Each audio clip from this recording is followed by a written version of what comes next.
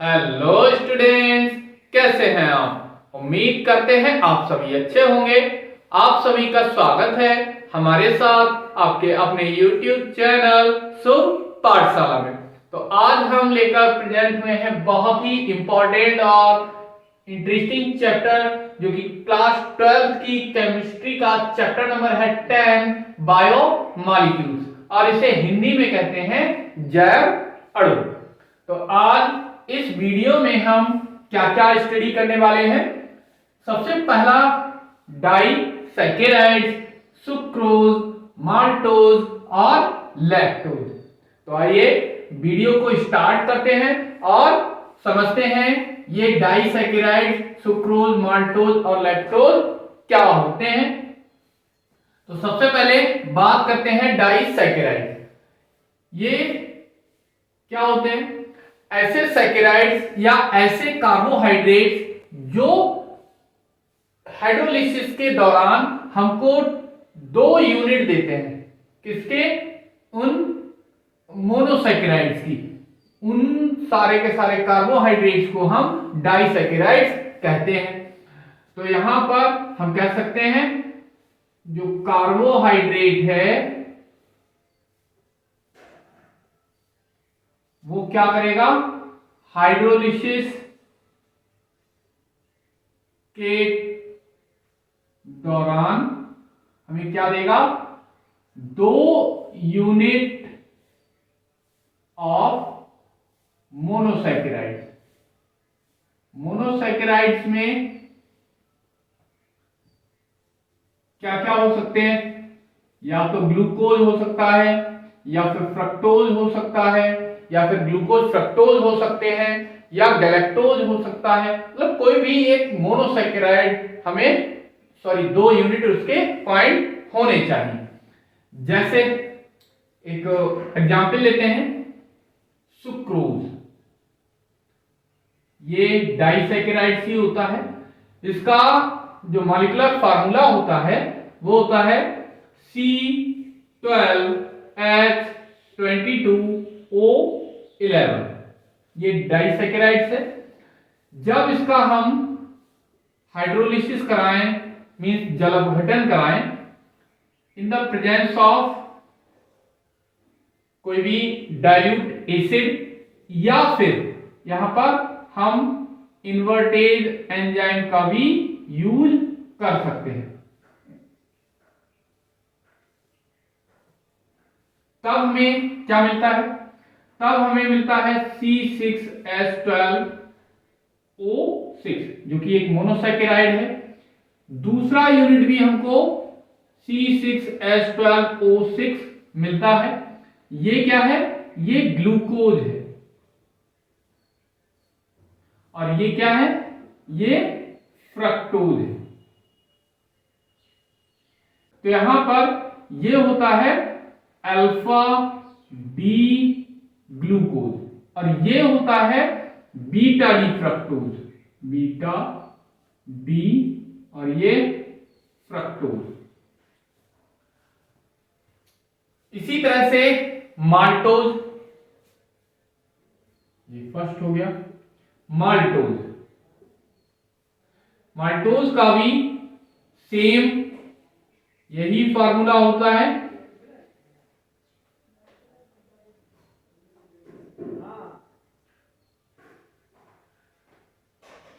इसका अगर हम हाइड्रोलिसिस कराएं in the presence of dilute acid या फिर माल्टेज एंजाइम की प्रेजेंस में,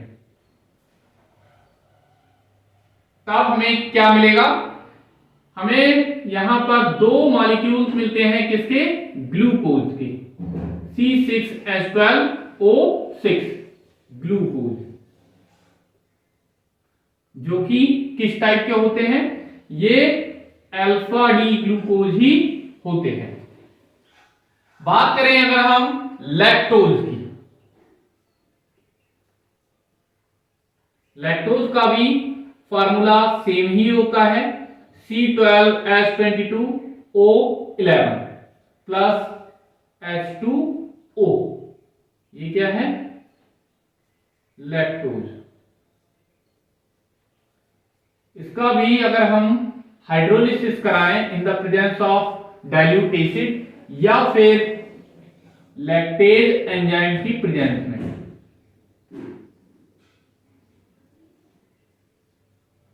तब हमें क्या मिलता है यहां पर C6H12O6, जो क्या है, ये होता है अल्फा डी ग्लूकोज। साथ ही साथ हमें मिलता है C6H12O6, जो क्या होता है, बीटा डी गैलेक्टोज।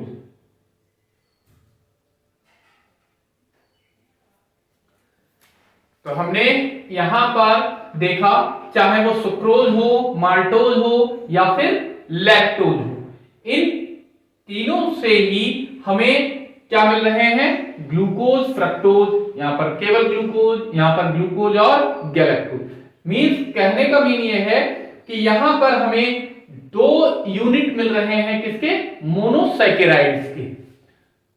तो यहीं से हम कह सकते हैं ऐसे कार्बोहाइड्रेट जिनके हाइड्रोलिसिस के थ्रू हमको 2 यूनिट ऑफ मोनोसैकेराइड्स फाइंड होते हैं, उन्हें हम डाइसैकेराइड्स कहते हैं। क्योंकि यहां पर जो भी डाइसैकेराइड्स हैं उनमें क्या प्रेजेंट है, 2 यूनिट ऑफ मोनोसैकेराइड, मतलब 2 अणु होते हैं किसके, मोनोसैकेराइड्स के, जिनसे ये कार्बोहाइड्रेट या डाइसैकेराइड मिलकर के बना हुआ है।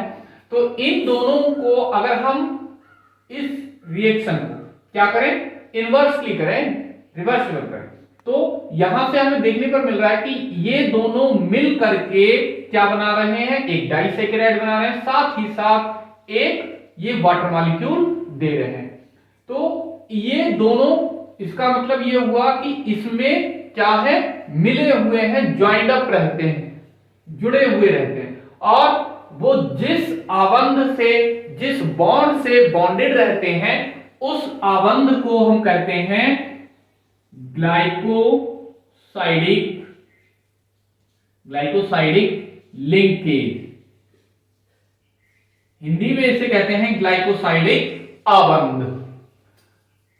बात करें कार्बोहाइड्रेट मींस जो डाइसैकेराइड्स हैं, इनके एग्जाम्पल्स की, तो एग्जाम्पल्स कौन कौन से हो गए, सुक्रोज, माल्टोज और लैक्टोज।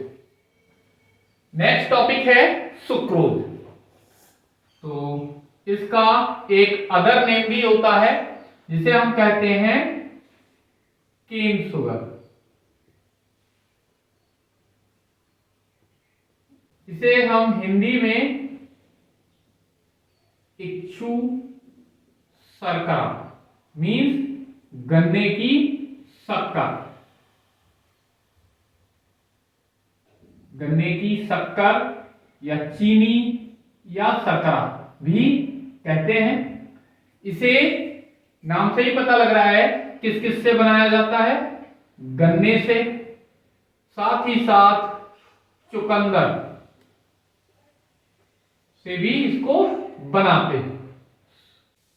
इसमें 2 मोनोसैकेराइड यूनिट जुड़ी हुई रहती हैं, ज्वाइंड अप रहती हैं। कौन कौन सी, सबसे पहली अभी हमने देखी थी अल्फा डी ग्लूकोज, और साथ ही साथ ज्वाइंड अप रहता है इसमें क्या, बीटा डी फ्रक्टोज। किस तरह से रहती हैं, तो आइए उन्हें समझते हैं।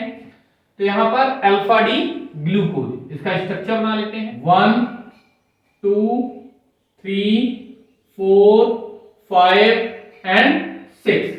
यहां पर OH OH इधर H, थर्ड नंबर के कार्बन एटम पर अपोजिट में होता है, और यहां पर ये बाद में ऐड होगा CH2OH।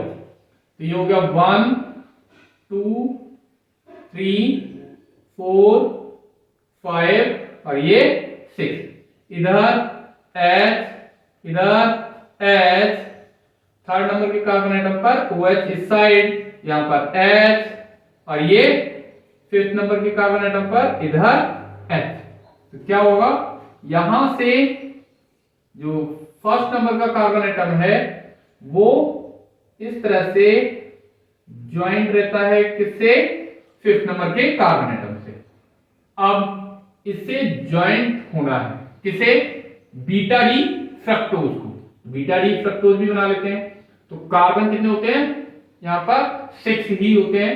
तो एक इधर साइड में जुड़ा होगा CH2OH, इस साइड में यहां पर OH, और ये हो गया 1st नंबर का कार्बन एटम, 2nd नंबर का कार्बन एटम, और ये 3rd नंबर का कार्बन एटम। इधर H और इधर OH, इस साइड COH और ये H। यहां पर 5th नंबर का कार्बन एटम, इधर H और इधर CH2OH।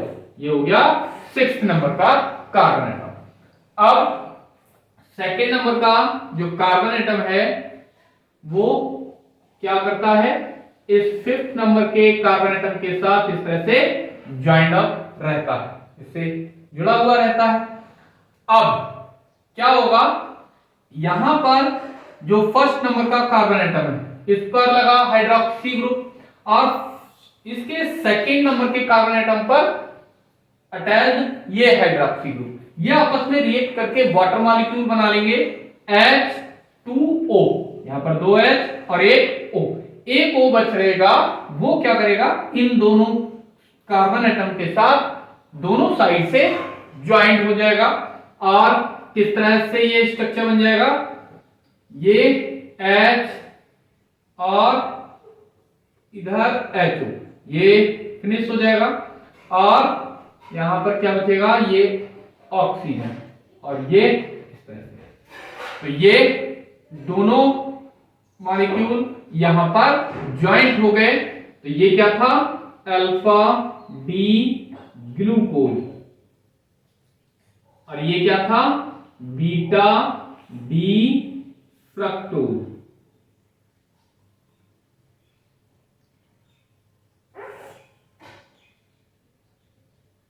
अब इन दोनों के मिड में ये जो बॉन्ड है वो क्या कहलाएगा, ये कौन सा मॉलिक्यूल है, अल्फा, ये कौन सा मॉलिक्यूल है, बीटा।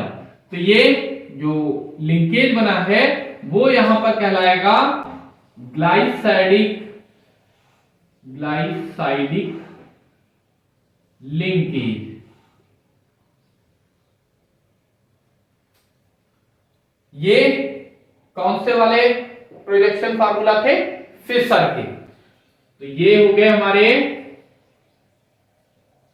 फिशर प्रोजेक्शन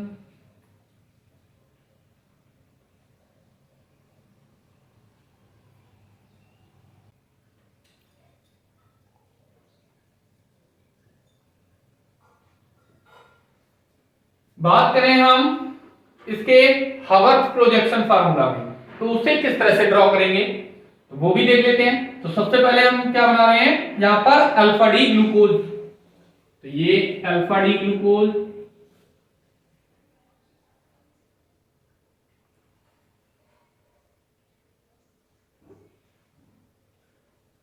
ये और ये और ये। अब यहां पर ये हो गया 1st नंबर का कार्बन एटम, ये 2nd नंबर का कार्बन एटम, ये 3rd नंबर का कार्बन एटम, ये 4th नंबर का कार्बन एटम, ये 5th नंबर का कार्बन एटम, और 5th नंबर के कार्बन एटम पर यहां पर क्या अटैच्ड है, CH2OH। CH2OH अप में और ये डाउन में, इधर HOH। 3rd नंबर के कार्बन एटम पर ये कॉन्फ़िगरेशन चेंज होता है, तो वो बना लेते हैं। 2nd नंबर के कार्बन एटम पर H और OH, इसे बाद में ड्रॉ करेंगे, हालांकि बना सकते हैं। इधर अप साइड में H है तो H अप साइड में बना। Next beta D fructose. तो बीटा डी फ्रक्टोज का ऑक्सीजन एटम,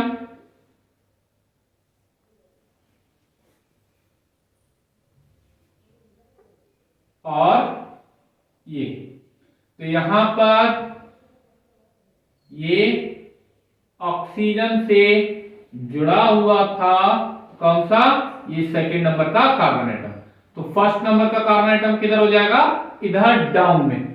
यहां पर ये इधर जो लेफ्ट साइड में होते हैं वो अप साइड में लिखते हैं, और जो डाउन इधर राइट साइड में लिखे हैं उन्हें डाउन नीचे लिखना है। तो ये हो गया CH2OH, ये पहले नंबर का कार्बन एटम। इधर सेकंड हो गया, थर्ड नंबर का कार्बन एटम। थर्ड नंबर के कार्बन एटम पर OH अप साइड में, H डाउन साइड में, इधर HOH। फिफ्थ नंबर का carbon atom CH2OH up side में, H डाउन साइड में। तो ये बन गया बीटा डी फ्रक्टोज का यूनिट, और ये दोनों आपस में ज्वाइंट अप हैं। तो ये हो गया अल्फा यूनिट और ये हो गया बीटा यूनिट।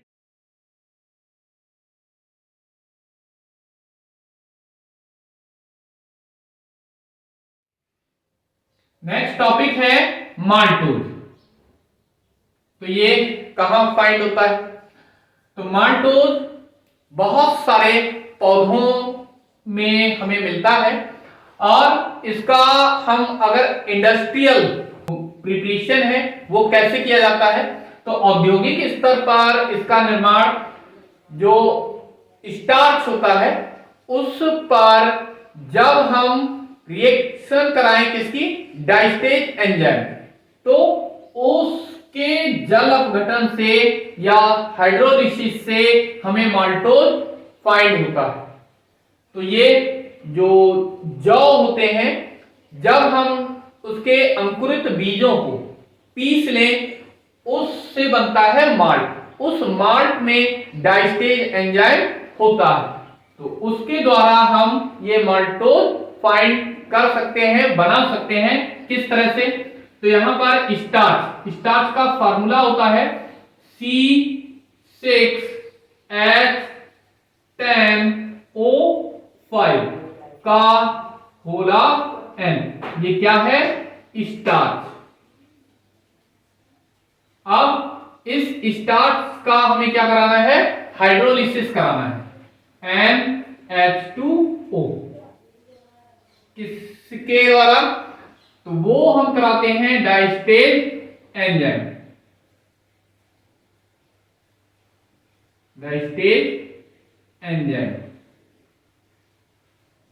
अब क्या मिलेगा हमें यहां से, सी, इसके हम दो मॉलिक्यूल ले रहे हैं, तो हमें क्या मिलेगा, C12H, यहां पर कितने हो गए, 10 2 20 और 2 ये रहे, तो ये मिल गए 22 ऑक्सीजन, 2 5 10 और 1 ये, तो कितना हो गया 11, और ये कितने मॉलिक्यूल, यहां पर n मॉलिक्यूल, और ये हमें फाइंड हो गया माल्टोज।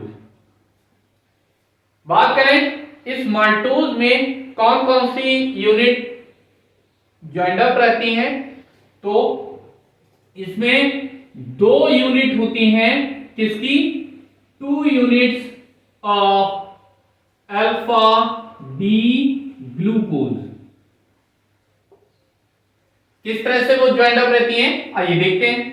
तो अल्फा डी ग्लूकोज, यहां पर स्ट्रक्चर बना लेते हैं, कार्बन कितने 6, 1 2 3 4 5 एंड 6 नंबर का कार्बन एटम CH2OH होता है।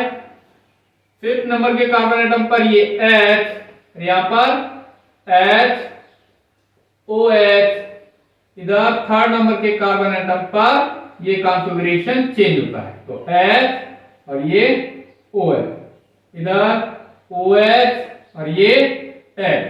फर्स्ट नंबर के कार्बन एटम पर OH और ये H।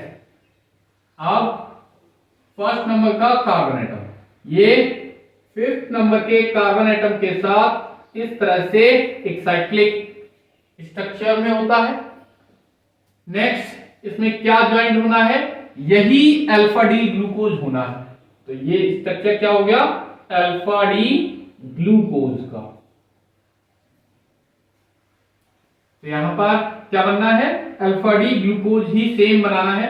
तो ये हो गया HCOH, ये फर्स्ट नंबर का कार्बन एटम हो गया। सेकेंड नंबर का कार्बन एटम,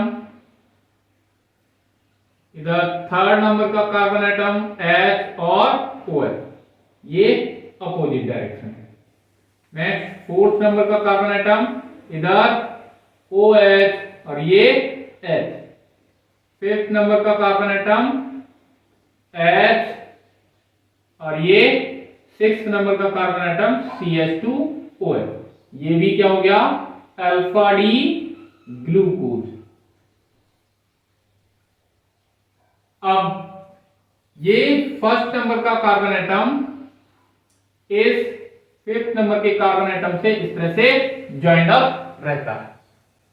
अब इनमें जो बॉन्ड बनता है वो किस तरह से बनता है और किन किन कार्बन एटम्स के मिड में बनता है, तो वो यहां पर फोर्थ नंबर का कार्बन एटम, फर्स्ट जो यूनिट है उसका फोर्थ नंबर का कार्बन एटम, और जो सेकेंड यूनिट है उसके फर्स्ट नंबर के कार्बन एटम, ये आपस में OH और OH मतलब हाइड्रोक्सी ग्रुप, ये आपस में रिएक्ट करके वाटर मॉलिक्यूल बना लेते हैं। और यहां से क्या होगा, OH और एक इधर से OH, मतलब दोनों जगह से हाइड्रोजन और एक ऑक्सीजन, ये मिलकर के वाटर मॉलिक्यूल बना लेंगी। ये तो बाहर निकल गए। अब यहां से ये फोर्थ नंबर का कार्बन एटम, ये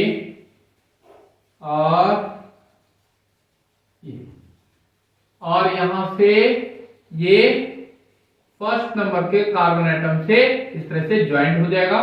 और क्या था, यहां पर एक ऑक्सीजन एटम भी था, वो ऑक्सीजन एटम। अब ये दोनों यूनिट इस तरह से यहां पर जुड़ जाते हैं। ये कौन सा हो गया, फिशर प्रोजेक्शन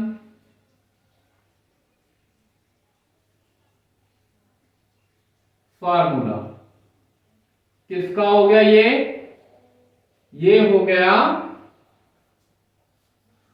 माल्टोज का। अब बात करें इसके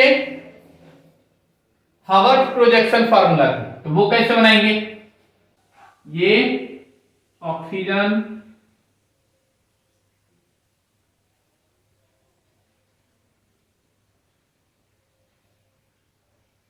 और ये हो गया पहले नंबर का कार्बन एटम, इधर H इधर OH था, वो तो बाहर निकल गया। सेकेंड नंबर के कार्बन एटम पर HOH, थर्ड नंबर के कार्बन एटम पर इधर OH इधर H, इधर फोर्थ नंबर का कार्बन एटम, इधर H और इधर OH, यहां पर CH2OH और ये H, ये हो गया फिफ्थ नंबर का कार्बन एटम और ये सिक्स नंबर का। अब सेकेंड यूनिट हमें फिर से यही बनानी है, तो इधर भी सेकेंड यूनिट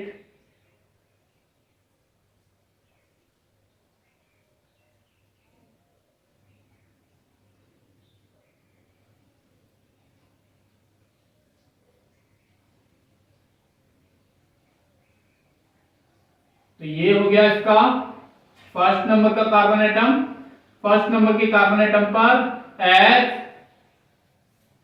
और OH लगा हुआ है, इधर सेकेंड नंबर के कार्बन एटम पर HOH और इधर OH और ये H, ये हो गया थर्ड नंबर का कार्बन एटम। ये फोर्थ नंबर के कार्बन एटम पर इधर H यहां पर, और फिफ्थ नंबर के कार्बन एटम पर इधर CH2OH और ये H, ये फिफ्थ नंबर का हो गया और ये सिक्स नंबर का।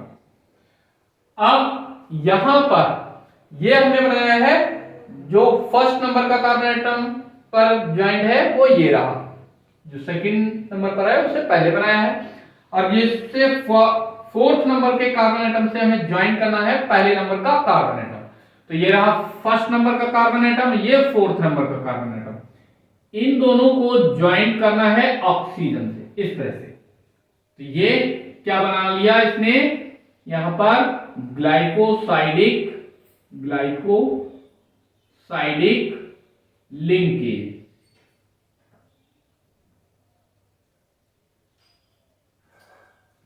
तो ये क्या बन गया, Haworth projection formula. Haworth projection formula किस चीज का बना, ये बना है माल्टोज। टॉपिक है लैक्टोज। ये लैक्टोज क्या होता है, इसे हम मिल्क शुगर भी कहते हैं। क्यों कहते हैं, क्योंकि ये मिल्क में पाई जाने वाली शुगर होती है। हिंदी में इसे दुग्ध शर्करा कहा जाता है। इसे हम दूध से ही प्राप्त कर सकते हैं और इसके हाइड्रोलिसिस के थ्रू हमें फर्स्ट जो यूनिट मिली थी वो क्या थी, अल्फा डी ग्लूकोज, और सेकेंड जो यूनिट थी मोनोसैकेराइड्स की वो थी बीटा डी गैलेक्टोज। तो इन दोनों मोनोसैकेराइड्स के मिलने से, उनके जुड़ने से हमें मिल्क शुगर या ये लैक्टोज मिलती है। तो इसमें क्या क्या मिलेगा, अल्फा डी ग्लूकोज, और क्या होगा इसमें beta D galactose.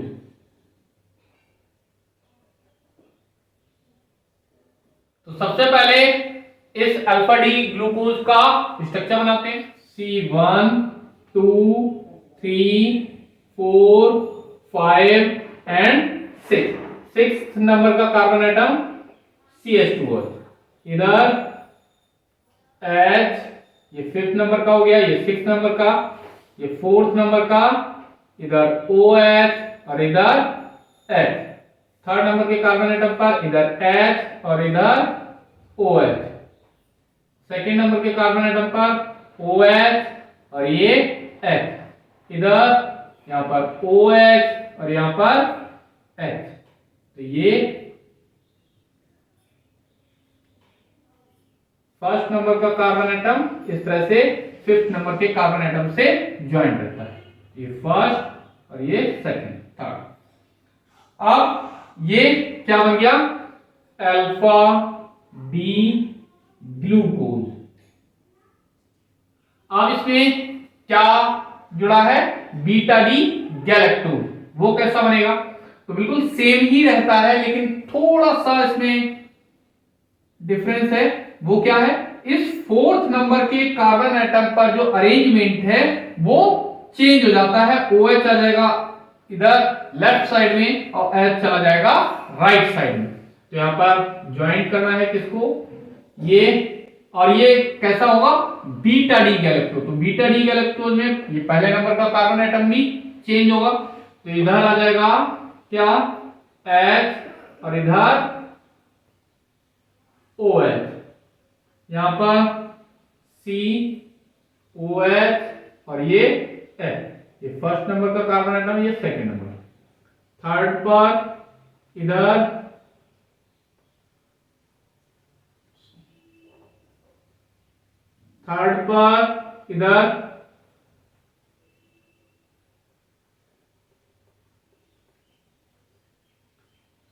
Third number के कार्बन एटम पर H इस साइड और OH इस साइड। 4th नंबर के कार्बन एटम पर इधर H और इधर OH। 5th नंबर का कार्बन एटम ये फर्स्ट नंबर के कार्बन एटम के साथ ऑक्सीजन के थ्रू इस तरह से ज्वाइंट रहता है। इधर H और ये CH2OH, ये 6th नंबर का और ये 5th नंबर का। अब ये क्या बन गया, beta D galactose. Beta D galactose. तो यहां पर ये बीटा डी गैलेक्टोज हो गया। इसमें ध्यान से देखने पर फर्स्ट नंबर के कार्बन एटम पर ये अरेंजमेंट चेंज है, यहां से ये वाला कार्बन एटम पर, और फोर्थ नंबर के कार्बन एटम पर ये OH इधर है और ये इस साइड है। तो इतना चेंज होने पर ये बन जाता है गैलेक्टोज। तो ये कौन सा हो गया? बीटा डी गैलेक्टोज, क्योंकि पहले नंबर के कार्बन एटम पर ये चेंज हो गए हैं। अब क्या होगा? फोर्थ नंबर का कार्बन एटम और इधर फर्स्ट नंबर का कार्बन एटम, ये दोनों पर ज्वाइंट, ये हाइड्रोक्सी ग्रुप आपस में रिएक्ट करके वाटर मॉलिक्यूल बना लेते हैं और ये ज्वाइंट हो जाते हैं। किस तरह से? तो यहां पर ये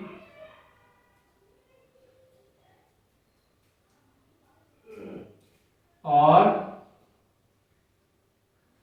ऑक्सीजन और ये इस तरह से ये ज्वाइंट हो गए। कौन सा? ये जो बॉन्ड है वो क्या कहलाएगा? Glycosidic bond.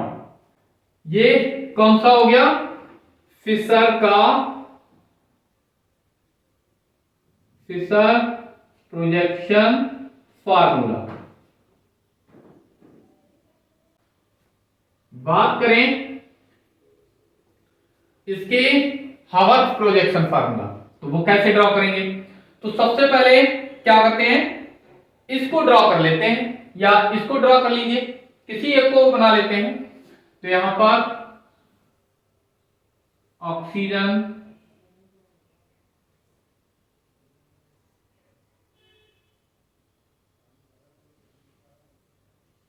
ये फर्स्ट नंबर का कार्बन एटम, इधर ये सेकेंड नंबर का, ये थर्ड नंबर का, ये फोर्थ नंबर का, ये फिफ्थ नंबर का। फिफ्थ नंबर के कार्बन एटम से CH2OH और ये H। इधर पहले ये वाला ड्रॉ कर लेते हैं। तो इधर क्या हो गया? नहीं, पहले ये वाला ही कर लेते हैं। तो फर्स्ट नंबर के कार्बन एटम पर इधर क्या है? H और OH। सेकेंड नंबर के कार्बन एटम पर H, OH, थर्ड नंबर के कार्बन एटम पर OH और ये H। फोर्थ नंबर के कार्बन एटम पर H है अपसाइड में और अभी ये इस साइड में जुड़ना बाकी है, तो ये आगे जुड़ जाएगा। यहां पर नेक्स्ट स्ट्रक्चर एक और,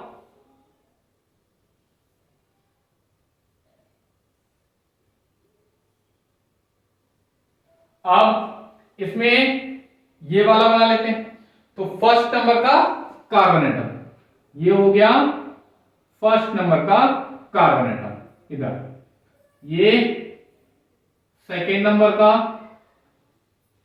थर्ड नंबर का, ये फोर्थ नंबर, ये फिफ्थ नंबर और ये यहां पर सिक्स नंबर के कार्बन एटम पर ये CH2OH अप साइड में और डाउन साइड में H।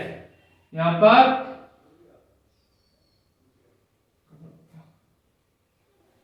1 2 3 4 5 और यहां पर क्या होगा? ऑक्सीजन। तो फर्स्ट नंबर के कार्बन एटम पर डाउन साइड में H है, यहां पर क्या है? H है और ये किससे जुड़ा हुआ है? इस तरह ऑक्सीजन से जुड़ा हुआ है और ये इस तरह से फर्स्ट नंबर के कार्बन एटम से इसका फोर्थ नंबर का कार्बन एटम और इसका फर्स्ट नंबर का कार्बन एटम इस तरह से ज्वाइंट। सेकेंड नंबर के कार्बन एटम पर H, OH, थर्ड पर इधर OH अप साइड में, H डाउन साइड में। फोर्थ नंबर के कार्बन एटम पर OH अप साइड में, डाउन साइड में H लगा देंगे। फिफ्थ नंबर का कार्बन एटम यहां पर मेंशन है। तो ये क्या बन गया? ये बन गया हावर्थ प्रोजेक्शन फार्मूला किसका? लैक्टोज का। हावर्थ प्रोजेक्शन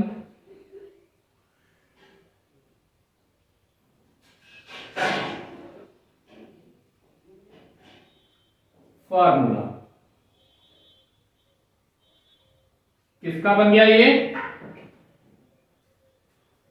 लैक्टोज का।